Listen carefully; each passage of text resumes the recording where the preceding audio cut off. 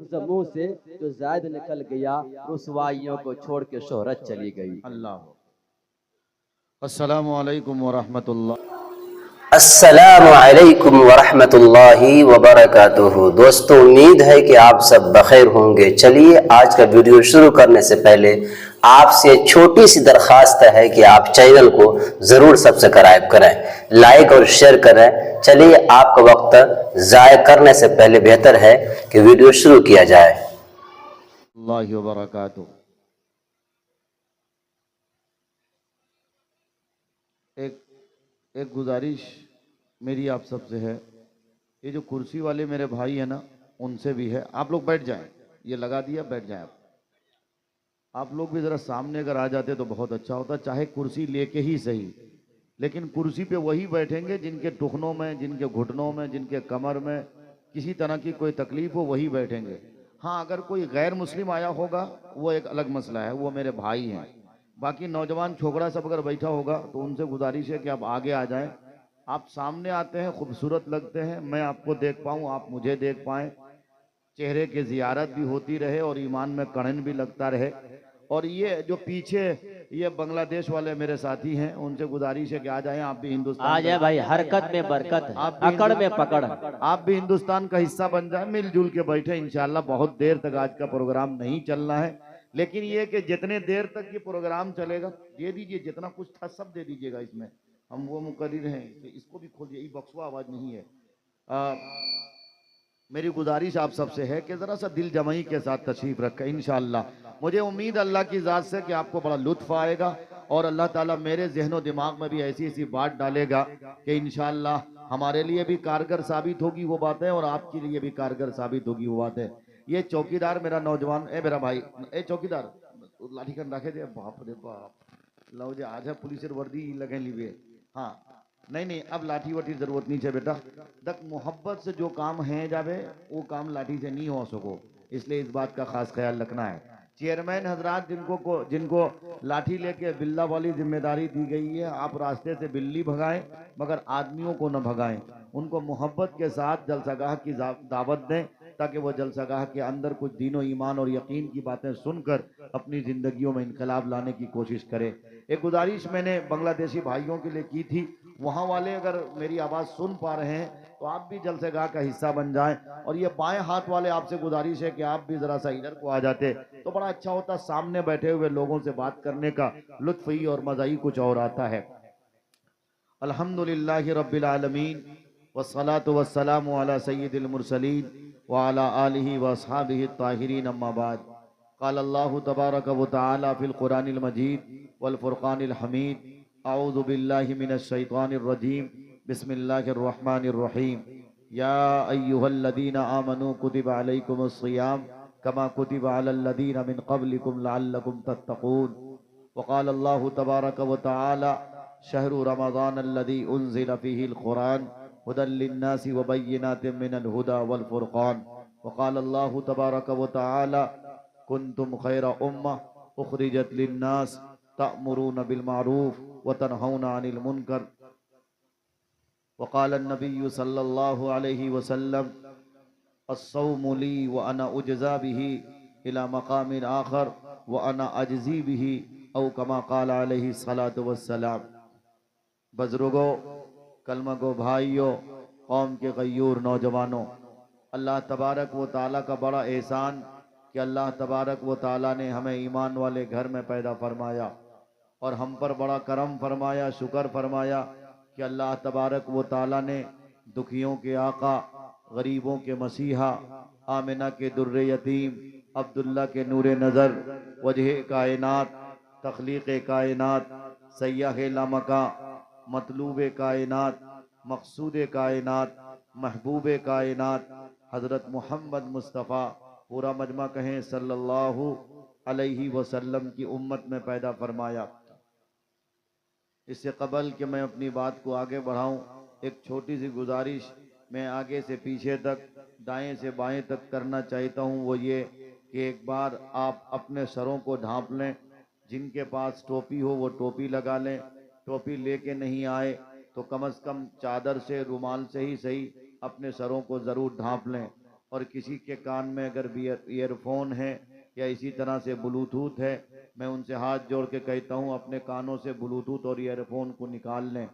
अगर आप जलसागाह में आने के बावजूद गाना सुनते रहे या म्यूज़िक की आवाज़ आपके कानों तक जाती रही तो याद रखो ये जलसा कराने से कोई फ़ायदा नहीं होगा, और कल क़यामत के दिन अल्लाह तबारक व ताला आपके कान में शीशे को पिघला के डालेगा, और जब आप मरोगे, मरने के बाद जब आप कब्र में डाल दिए जाओगे, अल्लाह ताला आपके चेहरे को बंदर और खिंजीर और सूअर से भी बदतर कर देगा। इसलिए इसका ख़ास ख्याल रखा जाना है।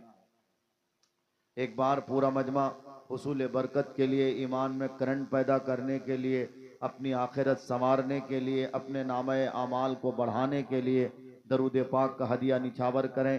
पढ़ें अल्लाहुम्मा सल्ली अला मुहम्मद व अला आली मुहम्मद कमा सल्लैता अला इब्राहीम व अला आली इब्राहीम इन्नका हमीदुम मजीद। अल्लाहुम्मा बारिक अला मुहम्मद व अला आली मुहम्मद कमा बारकता अला इब्राहीम व अला आली इब्राहीम इन्नका हमीदुम मजीद।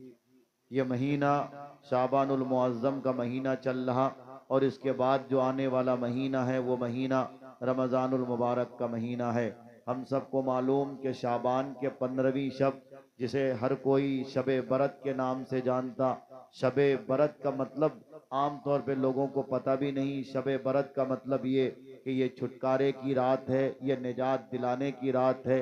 यही रात है जिस रात में कि अल्लाह के बंदों से, अल्लाह के बंदों की दोस्ती अल्लाह से हो जाया करती। लेकिन शबे बरत को हमने इतनी रंगीन वाली रात बना दिया, इस रात को त्यौहार वाली रात बना दिया। अब लगता कि ये शबे बरत नहीं बल्कि शबे बारात है, और यही वजह कि सुरजापुरी मुसलमान शबे बरत को शबे बारात ही बोलता है।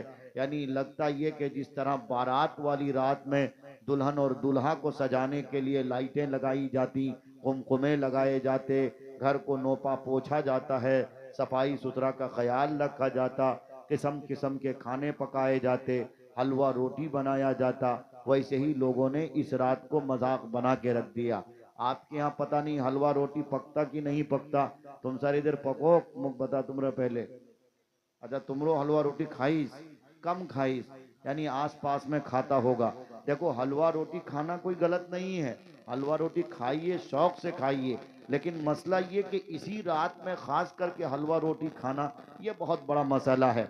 और एक बात अच्छी तरह याद रखिए, मुसलमानों का त्यौहार कभी भी रात में नहीं आ सकता। मुसलमानों का त्यौहार जब भी आएगा वो दिन में आएगा। रात में अगर त्यौहार आ रहा है तो समझो कि ये किसी गैर का है जो हम उसके नकल कर रहे हैं। इसलिए शबे बरत को जिन लोगों ने बरत की जगह बारात बनाया है वो कान खोल कर सुन ले। इस रात में हलवा खाकर जलवा दिखाने का काम ये शियों का था। इस रात में कब्रिस्तान को चिरागा करने का नाम, कुमकुमे लगाने का काम, ये काम शियों का था, जो हमारे अंदर भी ये बातें ट्रांसफर हो रही हैं। इस रात में घरों में दिया जलाना, मोमबत्ती जलाना, कब्रिस्तान में चिरागा करना, मोमबत्ती जलाना और तरह तरह के काम करना, ये काम शिया भाइयों का था। वही काम अब सुन्नी मुसलमान भी करने लगे, यानी देवबंदी भी थोड़े बहुत करने लगे और बरेलवी भी करने लगे। दोनों लोगों को पता ही नहीं कि ये रात दरअसल कौन सी रात है। सबसे पहले ये जानना जरूरी है, आदमी जब तक अपना नाम नहीं जानेगा अपना काम भी नहीं जानेगा। आदमी जब तक अपना वकार नहीं समझेगा तब तक वो अपनी अहमियत भी नहीं समझेगा। मुझे ये बताइए, अगर किसी को ये पता चल जाए कि मेरे बाप दादा का ये काम था, मेरे बाप दादा का इलाके में नाम था, केसर्रा का कोई आदमी, वो दिल पे हाथ रख के मुझे बताओ, अगर आपको पता चल जाए कि मेरे बाप दादा की इलाके में इज्जत थी, अगर पोता ये जान लेगा तो जाहिर सी बात है कि अपने बाप दादा की इज्जत को मिट्टी में नहीं मिलाएगा। हर वक्त अगर बाप दादा की इज्जत उसके दिमाग में, उसके जहन में अगर उनकी इज्जत रहेगी तो वो कोई काम ऐसा नहीं करेगा जिस काम के करने के बाद उसके दादा का भी सर झुक जाए और उसके अब्बा का भी सर झुक जाए। इसलिए एक बात मैं आपसे ये कहना चाहता हूं, आदमी को सबसे ज्यादा जरूरी ये कि वो अपनी अहमियत को समझे। आप हो कौन, आप किस नबी के उम्मती हो, आपके बाप दादा के क्या कारनामे हैं। आदमी जब तक अपने आप को नहीं पहचानेगा उस वक्त तक उसको अपनी अहमियत का भी अंदाजा नहीं होगा। मुसलमानों को आज सबसे ज्यादा अगर किसी चीज की बुराई और बीमारी है वो मैं समझता हूँ वो ये कि मुसलमानों ने अपने आप को पहचाना ही नहीं कि ये है कौन। आज तक मुसलमानों ने नहीं समझा। हाँ, जहां पर मुस्लिम कौम ने ये समझा कि मैं मुसलमान हूँ, अल्लाह ने जन्नत मेरे लिए बनाई है, नबी अलैहिस्सलातु वस्सलाम के दस्ते मुबारक से अगर जामे कौसर किसी को पीना नसीब होगा तो हमें नसीब होगा। आप अलैहिस्सलातु वस्सलाम अगर किसी की सिफारिश फरमाएंगे, शफाअत करेंगे तो वो मेरी फरमाएंगे। तो जिन्होंने अपने आप को पहचाना उन्होंने जिंदगी भी परहेजगारी वाली गुजारी, और जिन्होंने अपने आप को नहीं पहचाना उनकी जिंदगी जानवर से भी बदतर गुजर रही है। आज हमारी और आपकी जिंदगी जो जानवर से ज्यादा बदतर है, उसकी सबसे बड़ी वजह ये कि मुसलमानों को अपनी अहमियत का अंदाजा ही नहीं है। खासकर हमारी नौजवान नस्लों को तो ऐसा लगता है, उन्हें यह समझ में बात आती है कि माँ के पेट से पैदा हो गए, अब दुनिया ही में जो कुछ होना है वो दुनिया ही में होना है।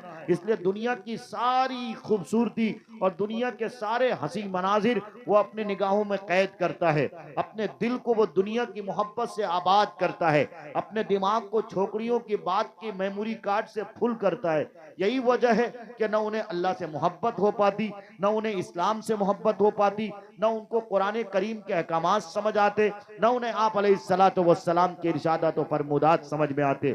मैं बताना ये चाहता हूं कि मुसलमान जिस दिन ये समझ ले कि मेरी जिम्मेदारी क्या है, मुसलमान जिस दिन ये समझ ले कि दुनिया की जिंदगी की औकात और इसकी हकीकत कुछ भी नहीं है, दरअसल जो इंसान की जिंदगी शुरू होती है वो मरने के बाद शुरू होती है। क्यों? इसलिए कि अल्लाह तबारक व तआला ने कुरान करीम में फरमाया, तबारकल्लज़ी बियदिहिल मुल्कु व हुवा अला कुल्लि शैइन क़दीर अल्लज़ी खलक़ल मौत वल हयात लियब्लुवकुम अय्युकुम अहसनु अमला। इसमें अल्लाह तबारक व तआला क्या फरमाता है, हमने मौत को भी पैदा फरमाया, हमने जिंदगी को भी पैदा फरमाया। अब एक बात गौर करने की ये कि अल्लाह ने मौत का जिक्र पहले किया और जिंदगी का जिक्र बाद में किया। आप मुझे अक्लमंदी के साथ बताओ कि पहले मौत आती है या पहले जिंदगी मिलती है? हर इंसान यही कहेगा कि पहले जिंदगी मिलती है, जब जिंदगी मिल जाएगी जभी तो मौत आएगी। लेकिन अल्लाह ने कुरान करीम में पहले मौत का जिक्र फरमाया, हमने मौत को पैदा किया फिर उसके बाद जिंदगी को पैदा किया।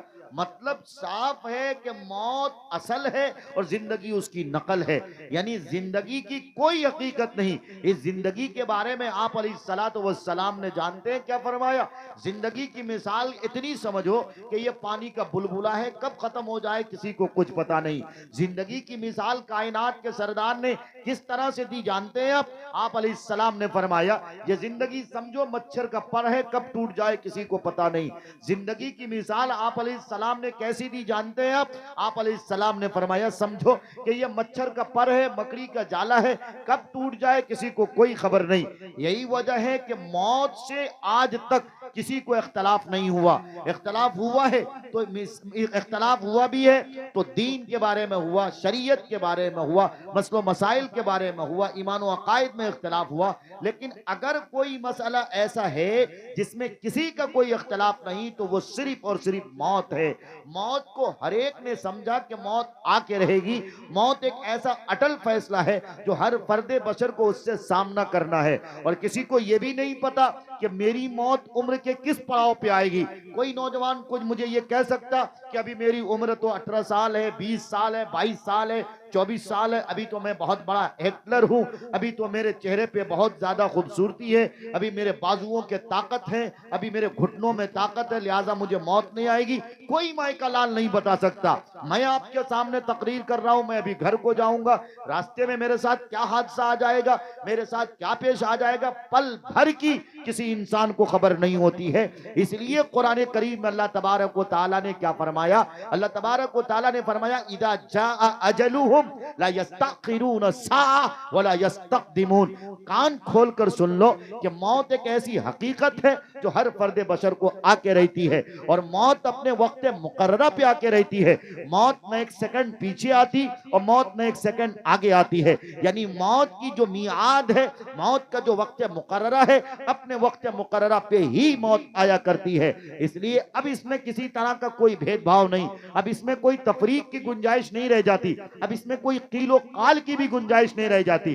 अब अगर मेरा 22 साल का लौंडा उठता है और वो ये कहता है कि अभी तो मेरा चेहरा हसास बशाश है, अभी कोई नौजवान छोकरा ये कह समझता है और ये कहता है कि अभी तो मेरे बाल भी नहीं आए, अभी तो मेरा ये है, अभी तो मेरा वो है, अभी तो मेरे बाजुओं में ताकत है, अभी तो घुटनों में ताकत है, अभी हम बाइक को 90 की स्पीड में चलाएंगे, ये करेंगे वो करेंगे, तो खूब अच्छी तरह याद रखो, इससे पहले दुनिया में एक हिटलर पैदा हुआ था। जिस हिटलर ने ये कहा था कि मैं मौत को नहीं मानता, मौत के फरिश्तों की कोई औकात नहीं कि वो मेरी रूह निकाल सके, मैं जन्नत को भी नहीं मानता, जहन्नम को भी नहीं मानता। तो जानते हो आप अलैहिस्सलातु वस्सलाम ने जब उनको दावत दी तो उस कमबख्त के मारे ने यही जवाब दिया। फिर आप अलैहिस्सलाम ने फरमाया मलकुल मौत से फरियाना, मलकुल मौत से मुकाबला करना वो बात की बात है, पहले आप मुझे ये बताओ कि आपको अपनी ताकत पर कितना घमंड है, आपको अपनी ताकत पर कितना अकड़ है। तो जानते हो आप उस कमबख्त ने, उस हिटलर ने आप अलैहिस्सलाम को भी चैलेंज किया था और आप अलैहिस्सलाम से ये बात कही थी कि अगर आपको इतना ही शौक है दीन को फैलाने का, शरीयत को फैलाने का, अल्लाह के मैसेंजर होने का, अल्लाह की गाइडलाइन को दुनिया में फैलाने का, तो आप सबसे पहले हमसे मुकाबला